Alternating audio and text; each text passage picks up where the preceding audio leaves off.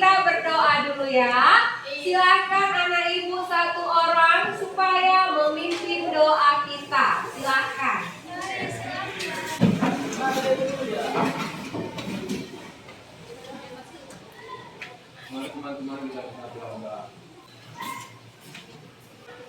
Pada ibu guru, hormat gerak. Selamat siang, Bu.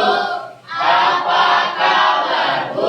Oke, selamat siang. Sebelum kita mulai pembelajaran hari ini, ibu mau ngecek kehadiran anak-anak ibu. Siapa yang tidak hadir hari ini? 10 sama 10. Michael Chuang.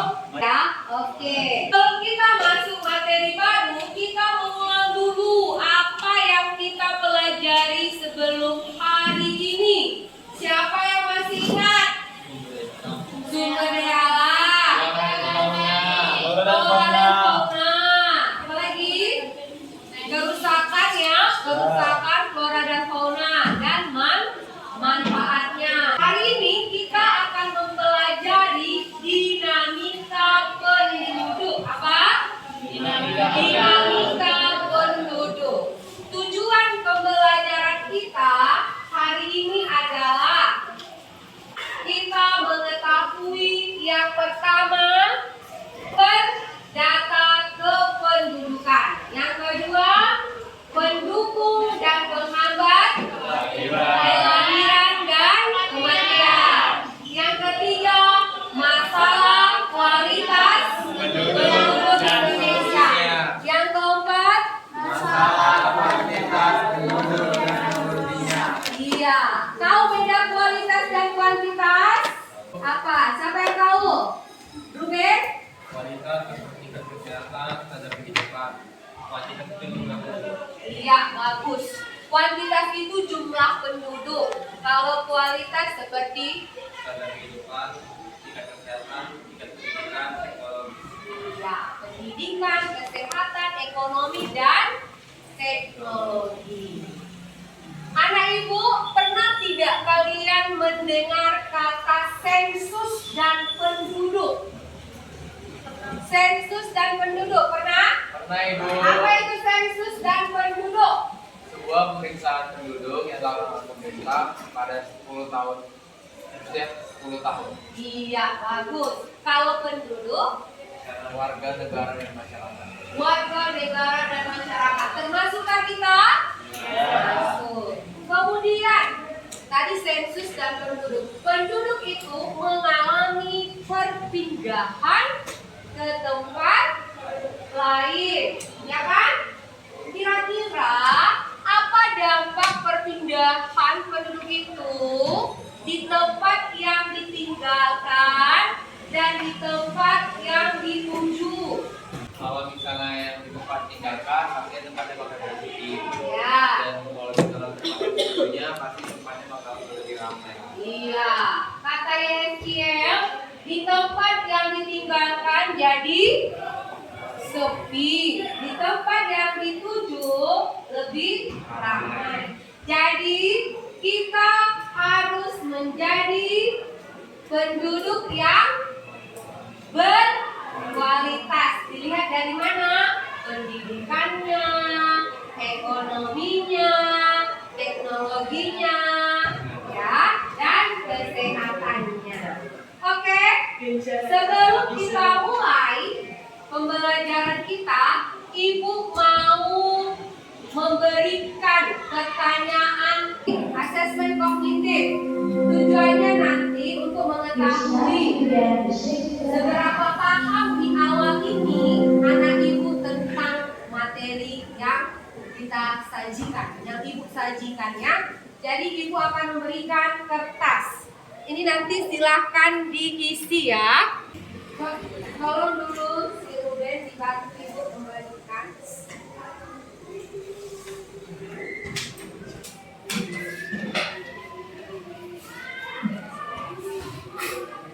Kita mulai soal pertama.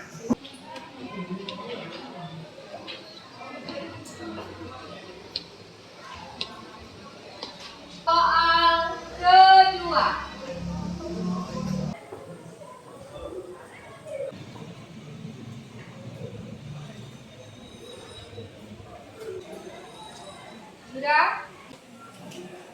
Silakan dikumpulkan.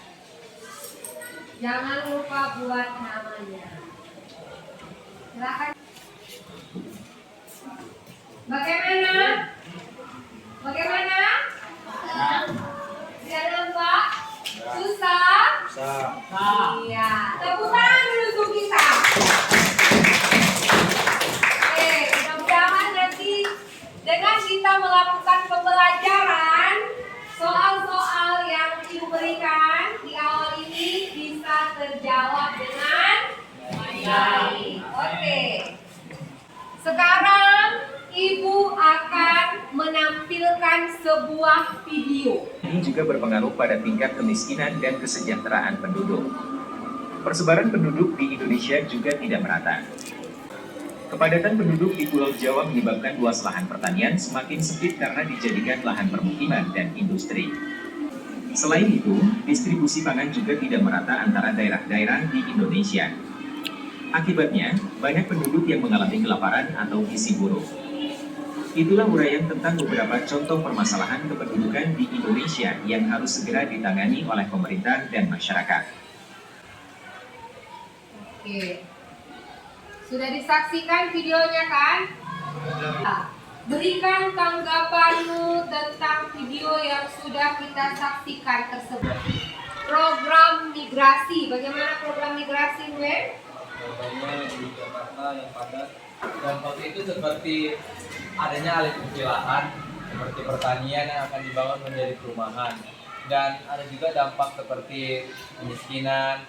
Saya dapatkan itu tingkat populasi itu menunjukkan semakin tinggi tingkat populasi di suatu daerah itu semakin banyaknya terjadi kelaparan, pekerjaan yang kurang. Untuk Ruben, Eskil, dan Delia. Siapa? Satu lagi, silakan. Jadi tanggapan saya itu meningkatnya penduduk di Indonesia memiliki dampak negatif seperti yang disebutkan oleh Tia. Jadi saran dari saya adalah adanya program KB atau keluarga berencana. Program KB keluarga berencana. Selanjutnya Ibu akan membagi kelompok, ya. Ketua kelompok yang terpilih membagi pekerjaan teman kelompoknya secara adil dan bijaksana. Oke, kelompok pertama Ruben, Jonathan, Yurines, Mega, Anung, Junita. Kelompok keempat Fitri. Iya. Diharapkan kepada anak-anak Ibu supaya menjalin kerjasama dan tiga ada Jojo. Jojo, 4 Prangkas.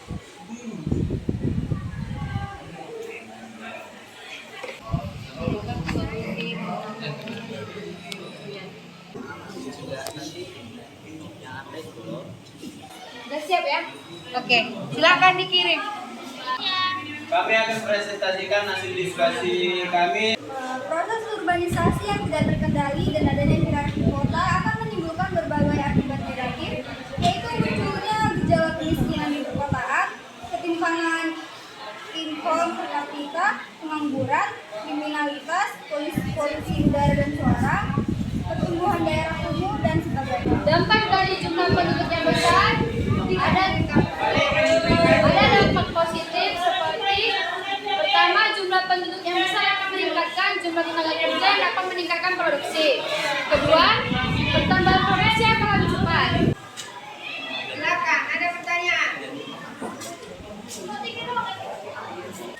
Saya dari kelompok 3 ya, ingin bertanya, apakah kalian bisa membuat kesimpulan tentang poin kedua, yaitu jelaskan dampak dari jumlah penduduk yang besar? Kalian punya poin persebaran penduduk yang tidak merata. Saya minta bagaimana bagaimana pemikiran kalian atau apa yang kalian lakukan. Contohnya kalau apa cara agar penduduk di Indonesia itu menjadi merata. Masih terencana 6. Pengembangan industri di wilayah tertentu. Membawa konsekuensi terhadap pertama, sulitnya mencari pekerjaan. 2. Mahalnya harga-harga bahan pangan. 3. Biaya pendidikan. 4. Bisa diterima? Adalah kata lain dan kematian yang dimana penghentian permanen dari semua fungsi biologis yang menopang makhluk hidup. Berasal dari daerah lain. Yang kedua, pandemi COVID-19 menyebabkan masyarakat tidak mau bertemu dengan petugas. Itu benarnya dari waktu ke waktu. Siapa tadi? Bagaimana harga tuh? Sudah puas? Bisa dibilang dari waktu ke waktu kan sensus penduduk akan berubah, ada yang bertambah, ada yang berkurang. Itu dari waktu ke waktu akan bertambah atau berkurang datanya. Ada pertanyaan lagi? Suatu pengertian apa itu kualitas penduduk tepatnya di Indonesia. Kualitas penduduk di Indonesia banyak sekali faktornya. Antara lain Dimiliki oleh suatu penduduk, jika itu tinggi, maka indikatornya itu kondisi kesehatan penduduk, termasuk juga harapan hidup, tingkat kesehatan mental, dan akses terhadap pelayanan kesehatan. Jika beberapa poin-poin atau terjalin, maka kualitas penduduk itu semakin tinggi.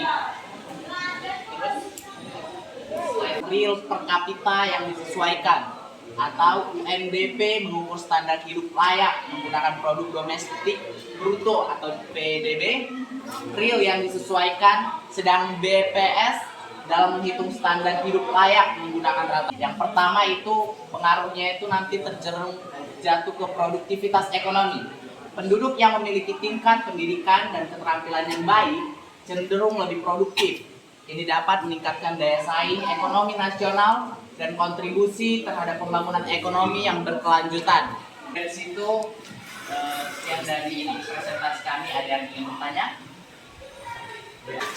Oke, baik, terima kasih. Kelompok 1, 2, 3, dan 4 sudah menampilkan infografis. Nanti semuanya bagus. Tepuk tangan untuk kita. Sekarang sebelum kita menutup pembelajaran kita, silakan mari kita membuat kesimpulan. Kesimpulan kami yaitu sensus penduduk penting dilakukan untuk melihat perubahan jumlah penduduk dari tahun ke tahun.